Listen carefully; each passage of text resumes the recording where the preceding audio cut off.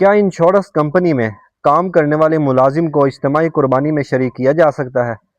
تو آپ سمجھ لیجئے کہ انشورنس کمپنی کا دار و مدار سود یا جوئے پر ہوتا ہے، اور اسلام میں سود اور جوا حرام ہے، اور حرام مال سے قربانی نہیں کی جاتی۔ تو لہٰذا اگر انشورنس کمپنی کا ملازم اجتماعی قربانی میں شریک ہوگا، ایسی صورت میں کسی کی طرف سے بھی قربانی نہیں ہوگی۔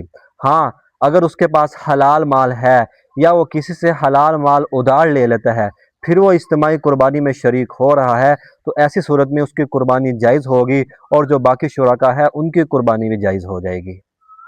اگلا مسئلہ یہ سمجھ لیجئے، کیا ضروری ہے کہ اجتماعی قربانی میں 7 شرکاء شریک ہو؟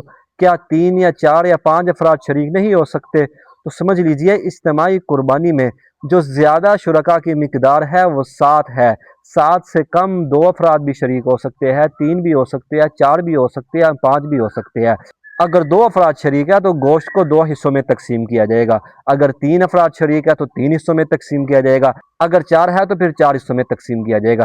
یعنی زیادہ جو ہے وہ 7 افراد شریک ہو سکتے ہیں، 7 سے کم 2 بھی ہو سکتے ہیں، 3 بھی، 4 بھی، 5 بھی، یعنی کہ جتنے کم ہو جائے کوئی اس میں مسئلہ نہیں ہے۔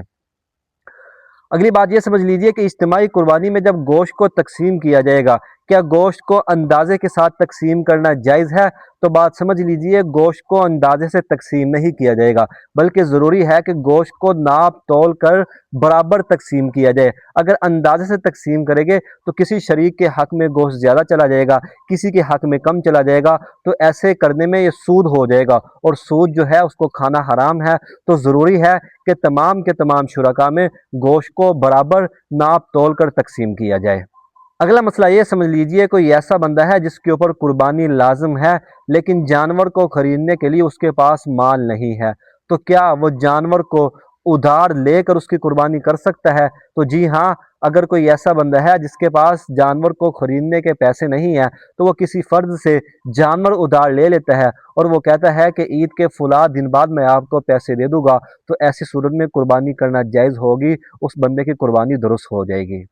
اگلا مسئلہ یہ سمجھ لیجئے، کیا اولاد کی طرف سے قربانی کرنا والد کے لیے ضروری ہے؟ تو یہ بات بھی سمجھ لیجئے، اگر تو اولاد بالغ ہو گئی ہے اور ان کے اوپر قربانی بھی لازم ہے، تو والد کے لیے ضروری نہیں ہے کہ وہ ان کی طرف سے قربانی کرے۔ ہاں، اگر وہ کرے گا تو استحساناً ہوگا، قربانی ہو جائے گی بچوں کی طرف سے بھی، لیکن یہ ہے کہ بچوں کو خود بخود قربانی کرنی چاہیے۔ اگر والد ان کی طرف سے قربانی نہ بھی کرے تو والد پر کوئی گناہ نہیں ہوگا، بلکہ جو بچے جو ہیں وہ خود گناہ گار ہو گئے۔ تو ضروری ہے کہ اگر بچے بالغ ہو گئے ہیں، ان کے اوپر قربانی لازم ہو گئی ہے، تو وہ اپنی قربانی کو وہ اپنی طرف سے خود کریں۔ اگر والد نابالغ بچوں کی طرف سے قربانی کر رہا ہے تو قربانی تو ہو جائے گی، اگرچہ نابالغ بچوں پر قربانی لازم نہیں ہے، لیکن قربانی ہو جائے گی، اور والد کو اس کا ثواب بھی مل جائے گا۔ یہ تھے قربانی کے چند اہم ضروری مسائل۔ امید ہے کہ آپ کو سن کر فائدہ ہوا ہوگا۔